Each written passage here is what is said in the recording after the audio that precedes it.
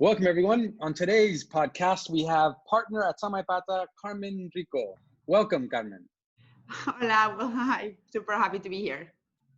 So we're going to go through your background and your current role at Samaipata. But one of the things that's always really exciting is to talk about some sectors that are emerging and inspiring during times like these. And so I know that you recently shared some blog posts regarding the future of work and industry, the revitalization of industry. So we're going to get to those. This is going to be a very exciting podcast, guys. So stay tuned. All right, Carmen, let's start with your background. I know you studied a combined master's and undergrad degree in law and business, and you hold like the record for the highest grades ever. Tell us that That story. was supposed to be told in confidence. Oh, really? Oh, sorry. Oh, sorry. Well, I mean, it was public, wasn't it? Well, yeah, it was on TV, but only in Spain. It didn't make it to the UK, thank God. Oh, I see. All right. Well, hey, look, that's amazing, right? Like it's great. Obviously. Yes, I was officially a geek. I'm proud. That's good. Well, so how did that shape your sort of thinking about your first job? Like, how was it? You probably had all the options you could want. So what was your first decision? Yeah, it's actually a very interesting one, and you need to have the context of what the time was. That was when Spain was in the middle of the sovereign debt crisis, worst time. Our risk premium was 500 basis points. Basically, government needed to reform education and healthcare. And I was obviously thinking of going to either like the likes of McKinsey or Goldman Sachs and to do banking or consulting as a first step in my career.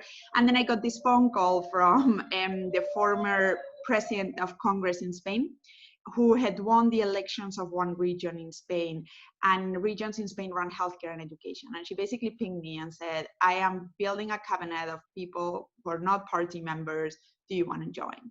And I just thought that's not really a job you apply for. And I could, like, it was really obviously a very, very interesting time to be in politics in Spain. And I stayed there for 2 years. But I realized, so politics is one of the most beautiful jobs in the world if you like it. And the impact you have is unbelievable. But it's also true that it is, in my view, a great place to end your career, not to start it, because they don't have talent management structures, right? And I was hanging out with my friends who did, in fact, go to Goldman and to McKinsey and to Bain, and the way they were thinking, the way they were approaching problems and kind of their thought process, I wanted to think like them, and I wasn't being taught to analyze things that way and to work with those kind of standards. And so I decided, I tried entrepreneurship in India, and I launched a company that was a crowdsourcing marketplace for journalists. So the idea was people with iPhones could take pictures that were newsworthy and the media could buy them. And that doesn't work because the media, like, it's interesting, and you know as well by now that some ideas are brilliant, but then the business, like brilliant as in brilliantly easy and obvious, but then the business models don't work. And this is one that doesn't scale, obviously because the media is not very keen on paying anyways, but also because it is just very hard on customer acquisition and retention. But I got my first kind of flair of what entrepreneurship was, of a very early stage ecosystem in Spain, also on the investor side. And then I decided it was time to go surf my time. And I moved to London and joined Morgan Stanley, which ended up being, I think, one of the best decisions I've made professionally and personally. So when people join a bank or a name that's typically associated with like finance is huge, right? There's so many different divisions, even within investment banking, which is like a typical career choice post MBA and post degrees in industry. It has multiple different sectors. What was your career path within Morgan Stanley? Yeah, so actually the first thing I did is I went from kind of the top of the bottom chain when I was in politics, because I was an advisor to the president, to the very bottom of the food chain at Morgan Stanley. And that was probably the best thing I took out of it. But I was in investment banking. So I was mainly doing a lot of financial institutions. It was the time of Basel regulation, Basel III, and we were doing a lot of structure like debt, equity hybrids for financial institutions. Mm. And so you were there for 3 years. I was at 3 Morgan years. Stanley for 3 years. Yeah. And I was, in 3 years. fact, it's interesting because it's also a fate. I have this kind of internal fight between traditional career and actually doing kind of off track things, I think is, and it's interesting because I was moving to New York with Morgan Stanley, but I was moving as in I didn't have a home in London anymore, and all my stuff was in like boxes to be shipped to New York. And then a good friend of mine, who you also know, Guzman, who a great investor, he was at Index at the time, and he introduced me to Antoine from Felix Capital. And so I met Antoine in like a meeting that would completely change the course of my career, because I literally 48 hours before having to move to New York, I stopped the move. Morgan Stanley allowed me to stay, and 4 months after, I was at Felix. Well, between that phase, there was a startup, right? Vino. So that was actually between Felix and Samaipata. Oh, excellent. All right. So yeah. So you Felix went straight taught from me all I know about direct-to-consumer brands, and then I decided I was going to launch one. Aha. Okay. So walk us through that conversation with Antoine then. Well, we had like a coffee, and basically it was kind of this easy coffee chats. But I just from listening to what they wanted to do and if many of you will know, Felix is kind of this VC for the creative class. But to understand how tech can enable consumer both directly and indirectly, so on B2B and B2C side, it just completely fascinated me. And I thought, and again, this is why also the startup you mentioned is relevant. I joined VC in full transparency because I always thought I would be a founder myself, and I didn't have an idea at the time, and I didn't have a network at the time. So I thought VC would give me the muscle, as in I would see so many companies, to be able to identify patterns of success and to build a network that would then enable me to launch my company. And that is the reason why I initially joined VC. It's definitely not the reason why I'm in VC now. And so when I met Antoine and I met Frederick and Filia and the team, I thought it was an incredible opportunity to be at the very beginning. We didn't even have an office. We were crashing on some other VC's office back then. And to launch an incredible platform from the very beginning and get that platform for me as like a potential start to then build my own company.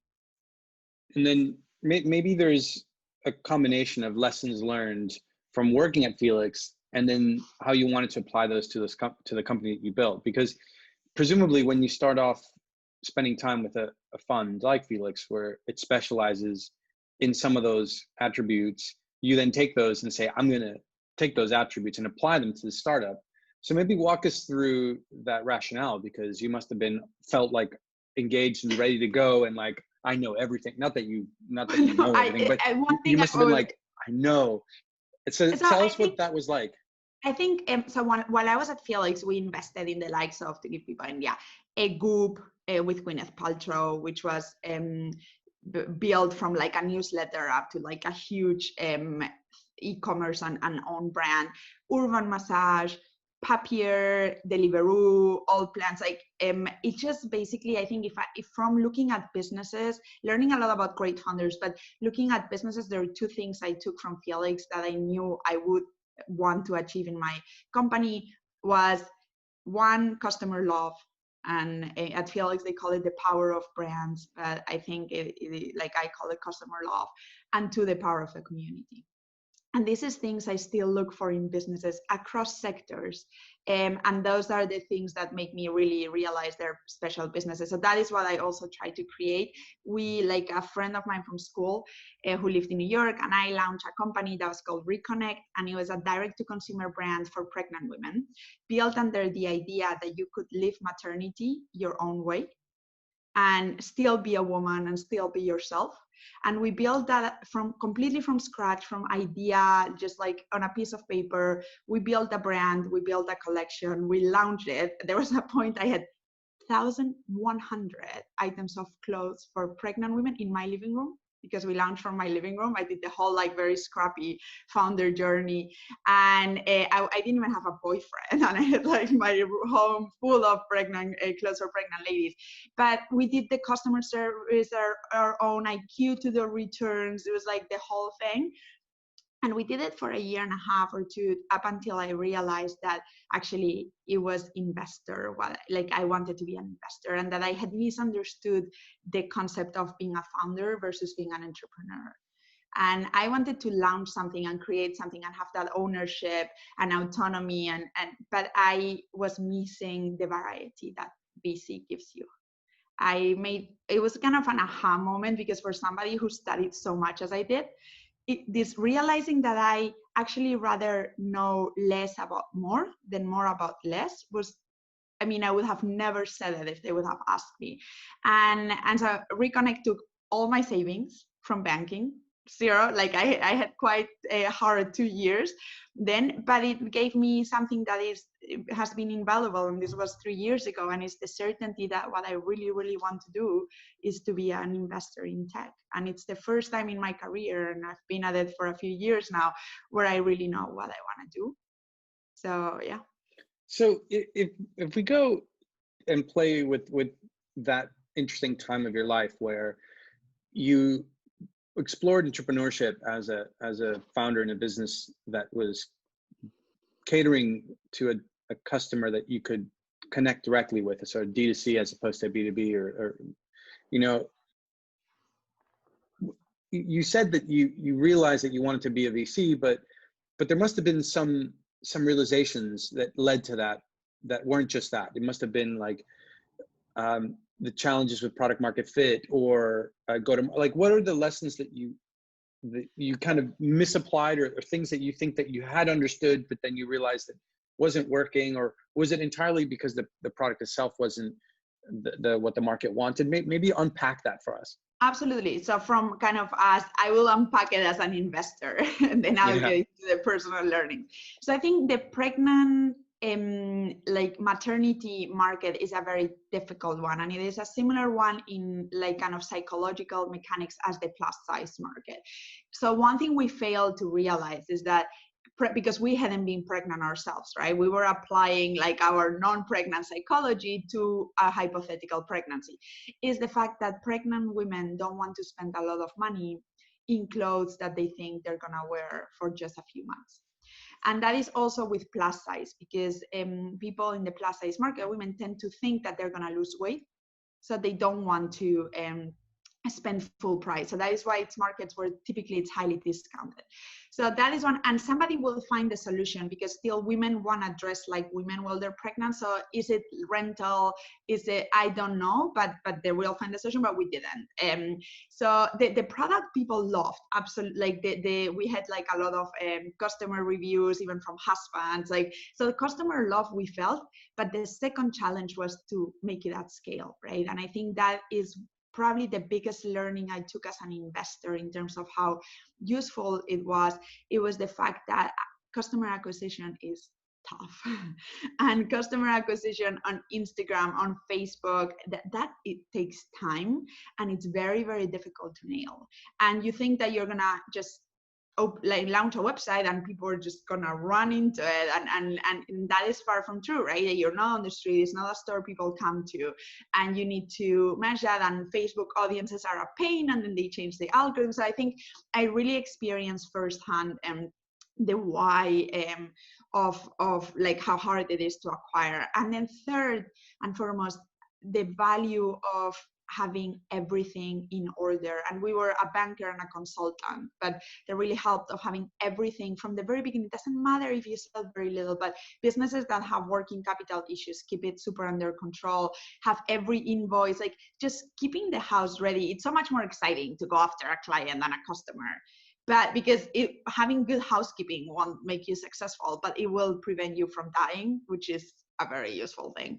So I think that is from an investor, the key learnings. From a personal point of view, it was that on the second collection, I found myself really very bored about like, oh, what, like the designs and what kind of stuff and materials are we using? And I just thought, well, I kind of built one collection already and kind of got the framework. I just doing it a second time, I'm not finding it so interesting. And that's when I realized actually I'm not a one sector person, which is or maybe you think it was just not an area of passion, because That is the second thing. Yeah, that it was a wrong choice of mine. I think I'm not super passionate in fashion. I guess if I was to solve something that I feel like my life goes into it, it would have been a complete different feeling. So when you look at it, I know we haven't even gotten to Samaipata yet and all that, but like taking that experience, because so, the thing is, what's interesting about that journey is that, you know, you spent very few people spend some time in venture, try a company, then go back to venture. And so there is like a certain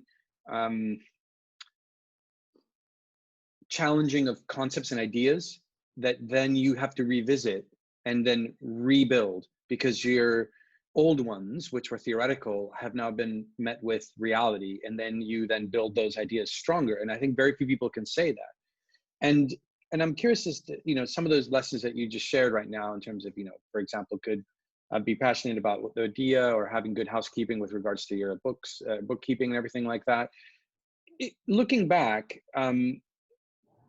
what was it that drew you to the idea in the first place? Because, like, you know, to some extent, were these ideas that you were not exposed to as a VC before? And like, you know, you hear about founders being passionate. How do you check to see somebody's passion level? Because would the Carmen today, here's maybe the best way to ask the question, would the Carmen of today been able to hear the Carmen of Reconnect pitching the business and figured out from that pitch that her heart wasn't in it? It wasn't gonna work. Really? Okay. Yeah. I think so too. A couple of things.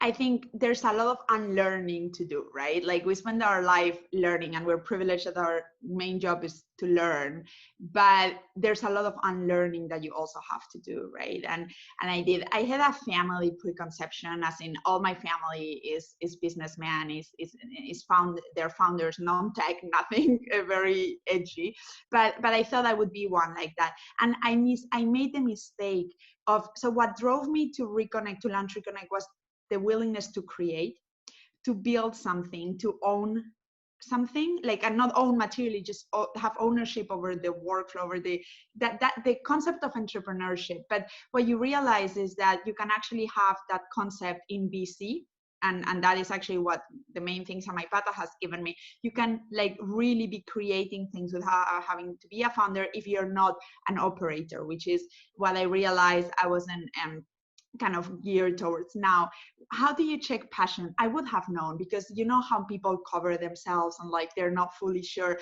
I always say, when I was still at Felix, and it's now a portfolio company at Samaipata, but it had nothing to do with that decision, I had dinner with Alejandro from Spotahome. So we went for drinks, and it got quite late with a few people, and we were so hungry. We walked for like an hour to get to Chicken House, like in Holborn, and I didn't understand why we had to walk an hour for food, but whatever. And then we got there, and you get this massive, like, food porn chicken and stuff, and Alejandro didn't eat.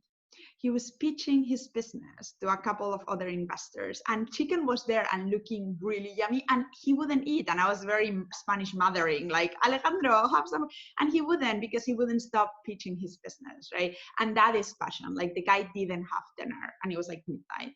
And so I didn't have that for Reconnect, and I should have identified it, and now I know.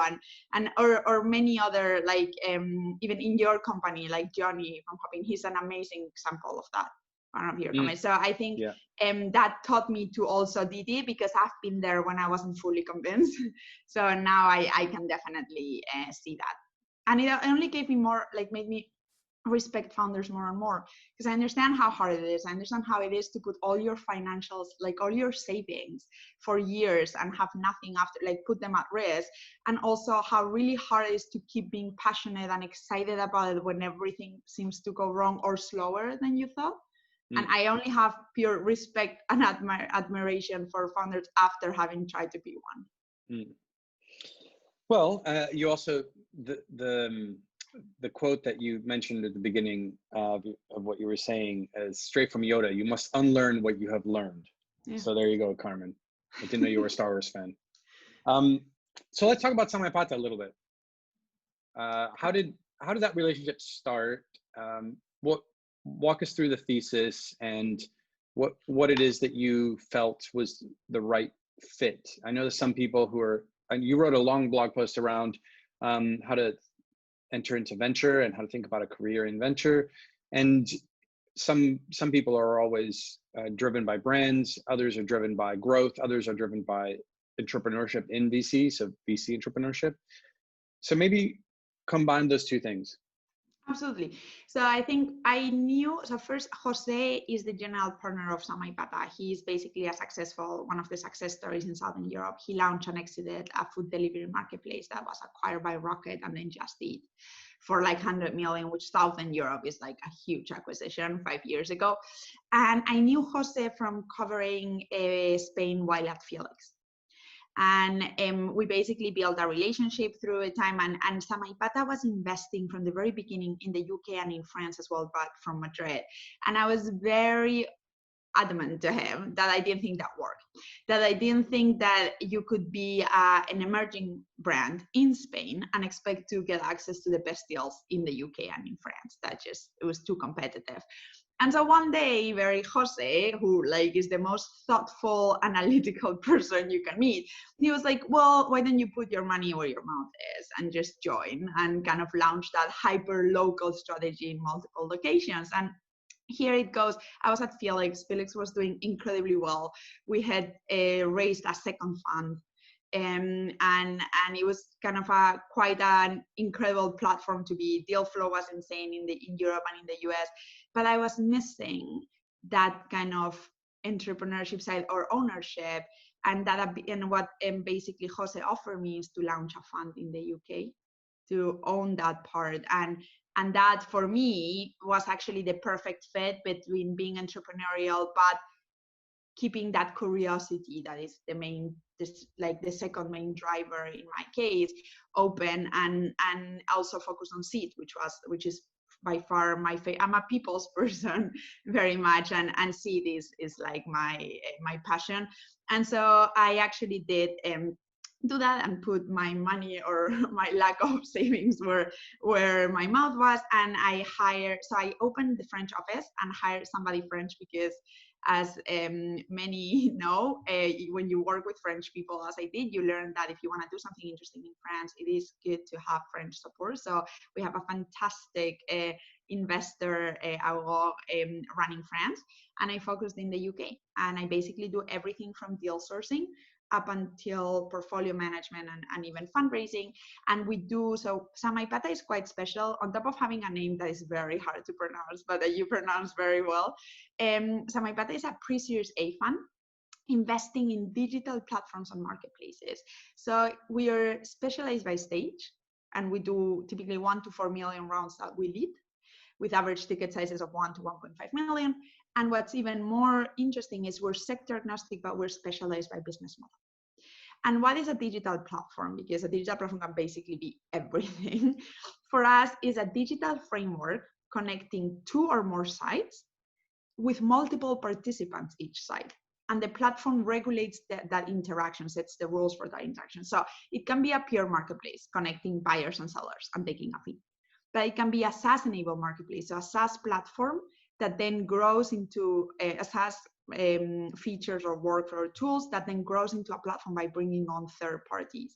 And we have a French company that is a SaaS to manage property buildings that then brings on service providers. That is one that indexed back last summer.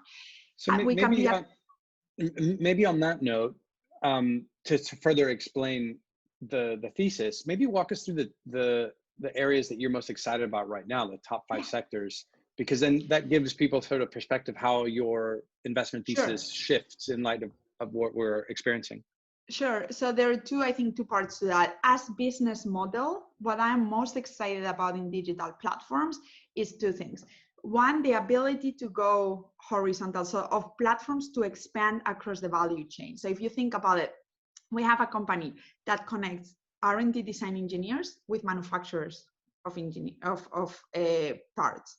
So then what you can do afterwards is you can connect the material providers to the manufacturers and create and you kind of link 3 nodes. So you expand kind of horizontally across the value chain. What the second thing that is very powerful in, and again, I mean, examples like this, Shopify. stripe. You know how they expand like an oil, like oil across like the value chains. And then the second interesting thing is the ability to go deeper, which NFX, a fund that does a lot of network effects, brilliantly explained as called market networks. And it's that ability to have people, different like parts collaborating. So it's a mix of SaaS with social media and with market network. And that is basically on the same node of value chain, you go very deep and add collaboration, communication, social identity. So as a business model, I think that is the power of platforms, by being highly defensible, highly scalable, and can get very big by expanding like either like wider or deeper. Now, in terms of sectors, and I think we're all talking a lot. I wrote a blog post, but we're all talking a lot about remote work, edtech, like obviously gaming, live streaming, and health tech, everything that is kind of coming up post-COVID. But I think thinking a little bit COVID aside, and obviously acknowledging that we are in a world that has changed completely, I'm very excited about the future of work, and not only remote, but also another point that is an issue now, the financial wellness of the self-employed. I think self-employment and all across the kind of social or economic spectrum is growing, and they don't have the right financial solutions. They don't have access to provide them kind of some financial wellness. I think that is a very interesting one. The creators economy is something that excites us a lot, and that is basically tech to unlock and capture the value of creativity. Creativity is a human superpower, and traditionally it's been third parties rather than the creator who has captured that. But now technology is enabling creators to go directly to their customers, and so we have a company in that does that with independent jewelry designers. There are many like that, and it's very interesting site. And one that nobody talks about because it doesn't look very sexy, but that excites me quite a lot because I'm seeing firsthand what's happening, is the digitalization of professional services. When you think about legal tech, accounting, even consulting, those are areas that are huge. They're huge markets. And they have known for a while they need to digitalize because their customers demand it. But it was kind of a nice to have. It was with the survey, it was like to make themselves look forward thinking. And today, suddenly, they have to, because if you want to take payments, they need to be online. And if you want to onboard clients, it needs to be online. And so suddenly this nice to have has become a must have. And that is a very interesting space. I mean, I can go on about the future of e-commerce and genset and sustainability, but I think one that I actually don't know anything about, but that I am very interested in, is biotech and where tech meets health. And my reasoning, and this might be completely made up, but is I was living like at the beginning of the banking crisis. I was in university, but I saw it firsthand in Spain, what it did. And I saw how governments rushed to save banks because, as they taught us in university, banks were the blood, that goes through the body of the economy. And without banks, the economy dies. But the reality is that it didn't stop the economy. And now the risk of our healthcare system collapsing, just like the fact that our healthcare system was at risk, shut down the economy, right? So in my mind, it's just there's unlimited innovation and amounts of money that is going to go into that sector, because we've realized it's probably the point where we're most vulnerable at, right? And I don't know a lot about biotech. I'm trying to learn, and it's very technical for somebody who invests in tech-enabled solutions rather than the development of new tech. But I think it's a space definitely where a lot of very interesting things are going to happen, because they have to. No option. So switching from the future to the now, which are the top 3 companies that you obviously within the stage that you operate in? So, we have to exclude Tesla becoming an energy provider in the UK, Amazon, Amazon owning Whole Foods and everything else in the world. Now, if you have to look at the 3 companies that you would rank as their top in sort of our stage, what would they be and why? Well, I guess one, because it's one that bonds us together, and it's a very obvious one, and that is Hopin. I think everybody's excited about Hopin, but for everybody who doesn't know it, and you guys led the round, is a platform to create and host online events end to end. And the reason why I'm excited about it is because I've also seen it from the very beginning. I've seen Johnny and I've seen the product develop, and I've obviously seen kind of the traction there. I met Johnny when it was just him, and he was raising 150K.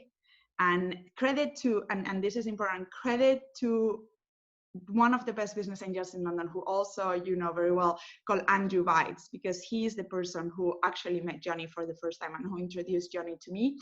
And it was a Friday in July, and I was like, okay, half an hour, 6 p.m. That's it. We stayed like 3 hours, and then basically the rest is very much history. You guys led the round with another amazing people like Kieran from Ascension. But what I think is what gets me excited about Hopin is that it's a very rare case in Europe also, where it's not just innovating, it is disrupting, right?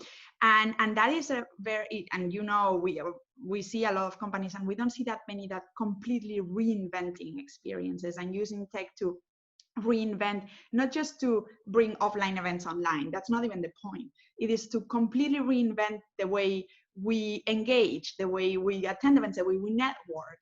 And that, what happens with that is that it opens an unlimited new market, because it basically untaps or unlocks the possibility of hosting thousands and millions of events that would have never happened either way, right? Like when you think, I always use this example, Johnny, was if you have a community of 30,000 people, because you like to bake cakes, and 30,000 people follow you on Instagram. Well, writing only takes you so far. So how do you engage that community? How do you actually monetize it, right? And that is the very genesis of Johnny's story, and why Hopin was born, and what completely blew my mind when I first saw the product that afternoon. Second thing that, and going back to my learnings from Felix, is the customer love and the community. And Hopin has something very special, which is a Hopin Facebook group. But at the very beginning, it had, like, when he created it, I was on it. And I remember seeing people writing at 10 p.m. on Sundays and making tutorials for each other. It's like, when you have people at that stage going so crazy about a product, like, there's clearly something, right? And so, and that continues. Well, this goes back to your thesis about the brand, having a very strong brand and a community. So it's both. Exactly. It's like, and you see it create organically rather than top down, right? Or based on money and marketing. This is pure organic. This is people who love your product so much that they want to talk about it on Sunday at 10 p.m. And that is incredible to see. And you see that very few times. And I see hundreds of companies a year, and I don't come across that so frequently. So I think, and that is magic that is very hard to replicate. And Hopin has that. And then obviously Hopin has Johnny. And I think Johnny, and we have been talking about learning and unlearning. And I think Johnny is probably the founder I've learned the most from, in the sense of something that is, again, quite rare, which is this ability to think big, actually beyond big. Like, and I have countless conversations with him, and I was always kind of trying to bring him down to earth, and not because I didn't believe he could become a massive, just because I thought it was not that quickly, right? I'm gonna take a detour on that point, because I think it's a very good point to touch on. I think on a general basis, so what thinking big means, right? So there's thinking big as a founder, and there's thinking big as an investor, and then there's thinking big as an investor listening to a founder. And you know, when you compare what you heard from Johnny with what you've heard other people say, how do you encourage founders to divide the thin line between thinking delusion big and sort of delusion? How do you do that? It's very tough, right? And I was actually reading a post yesterday that says only 1.9% of companies in the UK that don't have US presence have actually got funding from US investors, right? So this idea of getting backed by, and so many founders come to you and say, I'm going to raise from the US. And how do you actually because I have this style where I'm trying to be very open and very honest to founders with candid feedback, because I think that is the best use of their time, even if I'm not going to invest. And I might be completely wrong because they're much closer to their business, but I do that. And how do you identify when exactly the guy is not delusional? I remember this conversation so I had a date actually on a Friday evening, and I was on the phone with Johnny, and I opened to my date with leggings and no makeup. So like basically lockdown style, because I'm still on the phone with Johnny, and I was trying to explain to him that, you know, like, dude, like, I mean, you're like 8 months old, like it is, you know, but reality is, the truth is, reality has proven him right and has proven me wrong, but that doesn't work for everybody, right? Because not like some people need to, okay, you need to do step by step. I have this conversation when I always try to explain founders, and also it proves the value of us as seed investors. Why are we valuable? Because from the moment from seed to Series A, you need to optimize for speed of learning, because you need to like kind of test things, learn from it, iterate, change. And the less money you do that with, probably the less expensive those mistakes are. And this metamorphosis that you need to go through, right? You can go it fast, quick, but you need to go through it. And that has always been my thesis. You cannot go from, I used to go being 5 years old to being 10 years old just directly. You can go quicker or slower, but you need to go through that time. And Johnny, like, is not made for that model. And how do you actually identify that? Well, it's very hard, because it's also very risky to tell somebody to go think like that. So I think that was my biggest learning I was thinking, I never doubted the potential, because I could see this as an investor, I could see the customer love the market, but I had to think bigger. He taught me that. All right, so we left it at your number one top company, I guess. Maybe pick one more then. One more, and for the reasons I'll why. say. Do I have to say a name though? Oh wow, it's stealth, huh? Yeah, I'll tell a story. Or are we talking like a theoretical company you would No, love? no, it's a real company. I'll actually say the name. Everybody knows it is. It's a company called Freshly. And it's another one of those cases where it is out of our scope at Samaipata, but I met them. It's three founders. It's a Spanish company, 3 founders in a town near Barcelona, not even in Barcelona. Like you need to take like a really dodgy train to get there. In the middle of literally nowhere.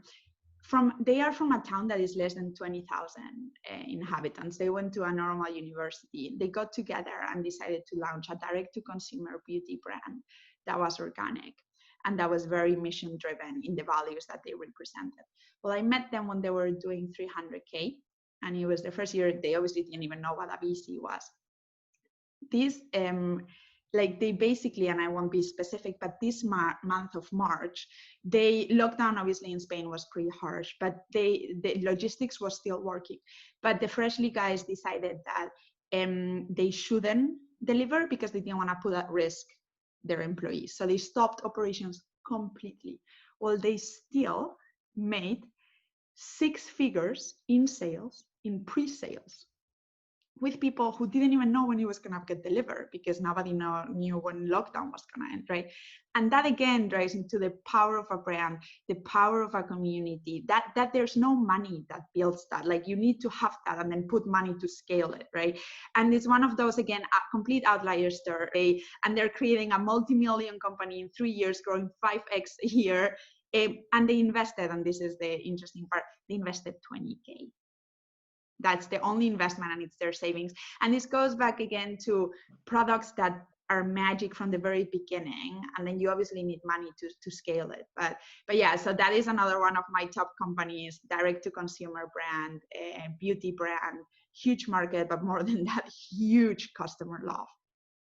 That's probably a good point to end some of the really great lessons and sort of stories that you've shared with us, where some key themes bubble up. I think one of them is think big beyond, maybe where your initial comfort zone is, and follow your instincts. Yes. And have that be driven by passion. Otherwise it might fizzle. The next one is data-driven founders with the house in order learn quicker. So definitely hygiene. You just can't neglect that. Another good point that you made, that it's probably worth doubling down on, even though, you know, it came from part of your journey with Felix, was the power of the brand and power of the community. It's a huge driver in value. From Yoda, you must unlearn what you have learned. You must be a thesis-driven investor. You know, we talked a little bit about kind of the future of what you guys were looking at and what's important. And then also looking at the leadership of a company and how it treats its employees and how it thinks about that also defines the brand. Would you say, would you want to add any more? I mean, I want to copy them down for the next podcast. You've summarized it so much better than me. I'll just add two things on two that I think are important and that we didn't touch upon much. You grabbed them very well from what I was saying. But so I think talking about optimizing speed of learning, and I know this is highly unsexy, but as founders, do not underestimate the power of having your business under control, of understanding what your KPIs are, tracking them. I think some people are scared of numbers. Don't be, they give you control. And if you compare founders' evolution and growth when they understand their business, is just like multiple X. So that is one. And the two, on be a thesis-driven investor. And this is also because, I mean, I was trained as a lawyer, right? So I was trained to look at every potential scenario and don't marry any of them. So that was one of the key learnings of VC for me. And one of the hardest things for me to do was to actually look at all the potential scenarios and say, this, I'm going for this. And I might be wrong. I'm all into strong opinions, weakly held. Like that is not a problem, but I need to force myself to build a thesis. So I believe every company will be remote ready. I believe sustainable commerce will be sustainable in 5 years, all e-commerce. Well, that is like pretty bold statements. And of course there are many but and what ifs, but I think as investors, there's value in being thesis driven and open to be proven wrong, but just have an opinion of where the world's going so that we can inform our investments. Well, all I hope is that the world is going to a good place. So that sounds corny, but that's a good place to end. I 100% agree. I 100% agree. So with that, thanks for joining us, Carmen. It's an absolute pleasure hearing your story. Thank you so much for having me. Bye.